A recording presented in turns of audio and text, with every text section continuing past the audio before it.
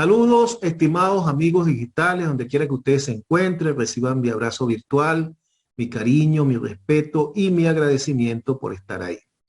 Voy a estar conversando el día de hoy con el profesor Fernando Mírez, internacionalista, politólogo y bueno, escritor y versado y continuo en Twitter. Es muy activo en las redes sociales, en Twitter. Profesor, muchísimas cosas que conversar con usted. Bienvenido al programa. Tenemos mucho que conversar, pero por supuesto vamos a iniciar por el tema que ahorita ocupa al mundo entero, como lo es Ucrania, sobre el cual usted ha estado constantemente manifestando su opinión. Quisiera comenzar con una pregunta. ¿Se pudo haber evitado a su criterio, profesor, esta situación que Rusia invadiera Ucrania y que Ucrania esté padeciendo de esa masacre que está el gobierno ruso, encabezado por Putin, ejerciendo contra el pueblo ucraniano? ¿Era posible evitar eso a su criterio? Sí, es difícil hablar en subjuntivo porque, bueno, yo soy originariamente historiador. Bueno, antes que nada un saludo, José. No, se me había olvidado saludarlo.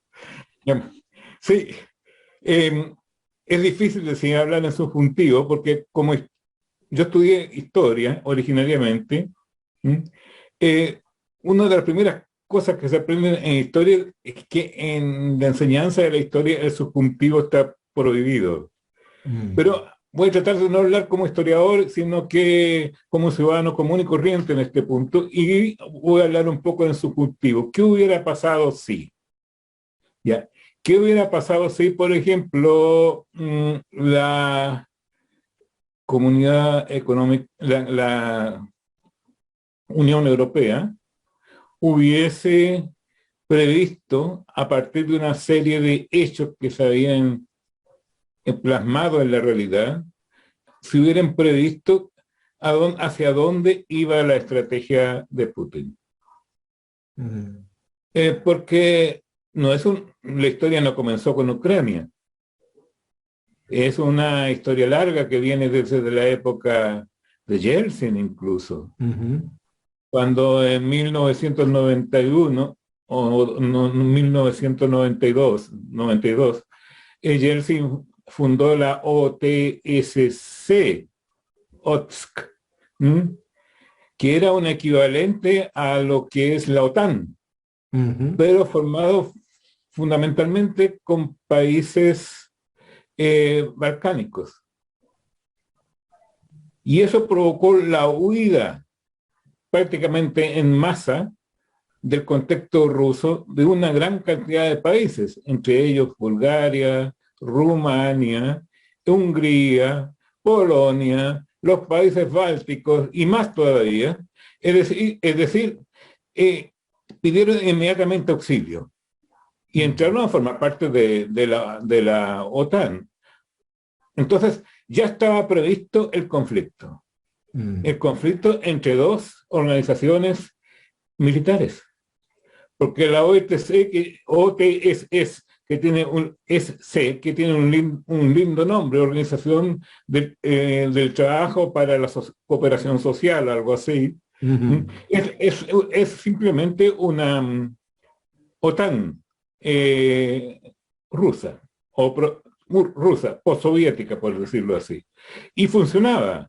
Entonces, frente a este peligro comenzó a ordenarse la Organización del Tratado Atlántico Norte, que fue, digamos, como respuesta.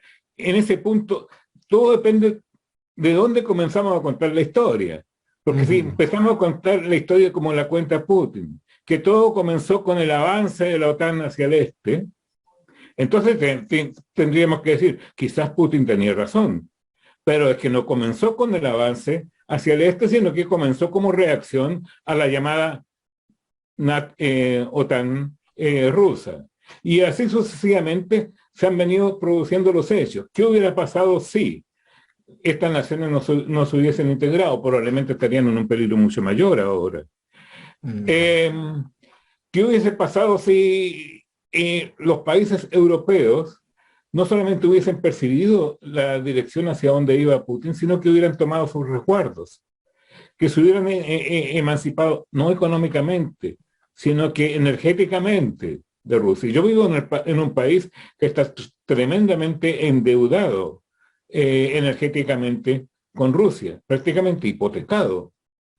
Entonces, eso quita independencia y eso quita fuerza para haber perseguido en sus debidos momentos cuando Rusia comenzó su campaña imperialista en distintos países, las agresiones a diferentes países como países, porque eran países en ese entonces, como Georgia, como Chechenia. 3 veces en Chechenia. Un verdadero genocidio cometido así. Cuando comenzó su expansión extracontinental, bajo el lema hay que combatir el terrorismo y yo voy a ayudar al amigo Bush, y se apoderó de Siria. Y todavía están en el recuerdo, digamos, las masacres que hizo Rusia, no a los terroristas, sino que a la población civil, en Alepo. Pero precisamente por eso, profesor, la OTAN pudo haberse parado más firme o con más firmeza frente a estas pretensiones hegemónicas de Putin. Sí, pudo y debió haberlo hecho.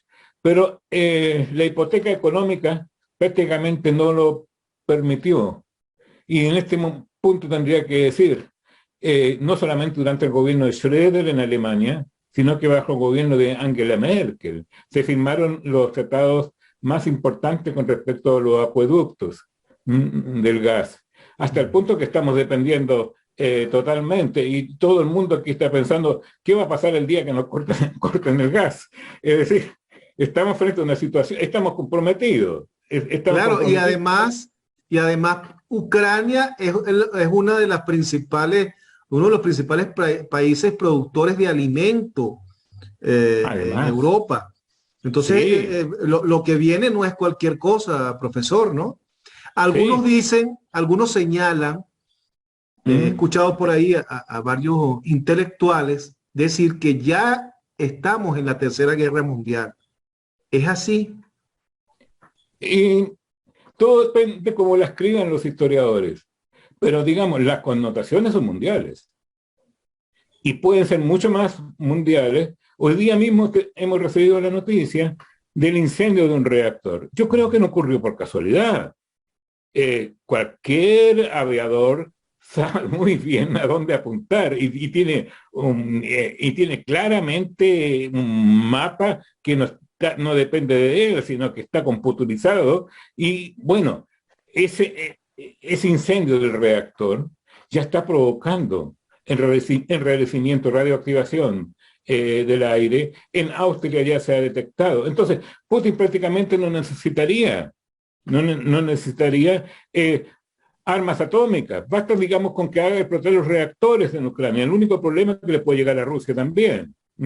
Pero ya mostró, digamos, lo que podría hacer. Es un incendiario, es un ser extraordinariamente peligroso, no hay que minimizarlo. Hizo eso, puede hacer mucho más todavía.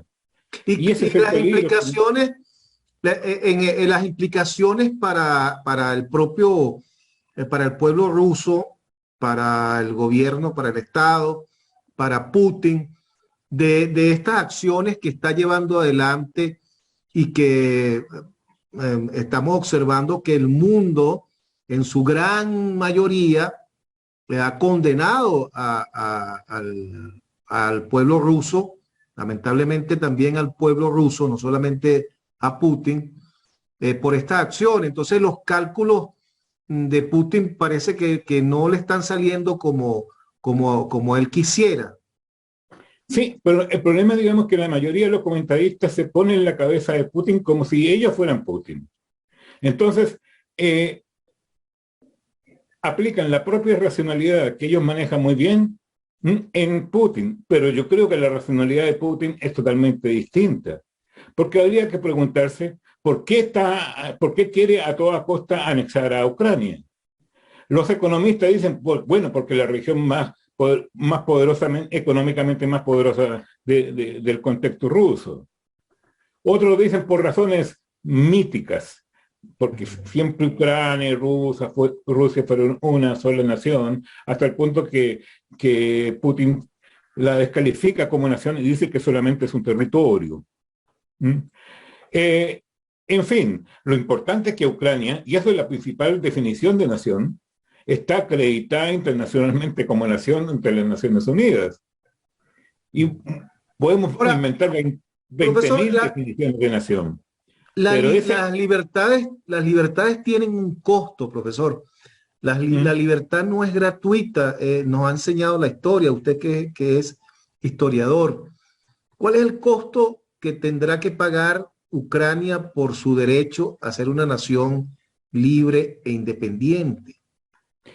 Nietzsche decía que todas las naciones tienen un origen sangriento.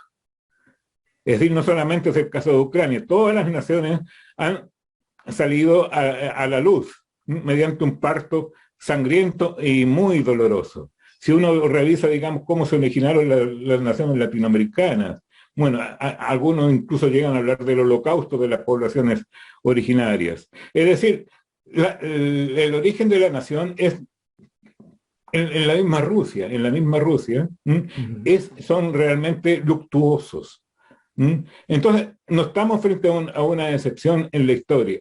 Ahora bien, de lo que se trata es que sea, en este caso, lo menos complejo y lo menos difícil posible, lo menos doloroso posible el nacimiento de la nación ucraniana, que ya había nacido prácticamente. Es decir, el hecho fundacional ya se había producido porque ya tenían sus partidos políticos, tenían sus tendencias. No hay que recurrir, digamos, a nociones míticas de la sangre eslava o cosas parecidas, que son las argumentaciones de Putin, sino que simplemente a la acreditación política. Y ya tenían su formato político, con corrientes claramente definidas. Es decir, todos en Rusia saben quién es Petro Poroshenko, que representaba, digamos, una tendencia centralista. Todos saben quién es Víctor Yanukovych, que es pro-putinista o pro-ruso, por decirlo así. Todos saben lo que significaba Yulia Timoshenko, la revolución de las naranjas, el nacionalpopulismo democrático, podríamos decirlo así. Es decir, era una nación con formato político y con pequeña pero muy intensa historia propia. Es una nación en todas sus formas. Entonces, Putin no está anexando un territorio ruso, sino que está anexando, digamos, a una nación en forma y en derecho. Está aplicando Putin una especie de doctrina Monroe. La doctrina Monroe fue una buena doctrina. Eso va a parecer un escándalo para cualquier izquierdista. ¿Sí? Mire, profesor, eso lo está diciendo usted. Menos mal, yo no me meto en ese lío. Sí. Sí, digo, originariamente fue una buena doctrina porque tendió, digamos, a proteger a los países latinoamericanos de un retorno de España, como ya se produjo en Cuba y en Puerto Rico. Ese fue el sentido original de Monroe, evitar, digamos, la intromisión de España, y como España era muy débil, la intromisión de Inglaterra, que por ahí también dejó sus huellas, digamos, en el Caribe. Es decir, y Inglaterra era mucho más colonialista que los Estados Unidos. Entonces fue originariamente la doctrina Monroe una doctrina anticolonialista. Después, digamos, la lectura marxista-leninista que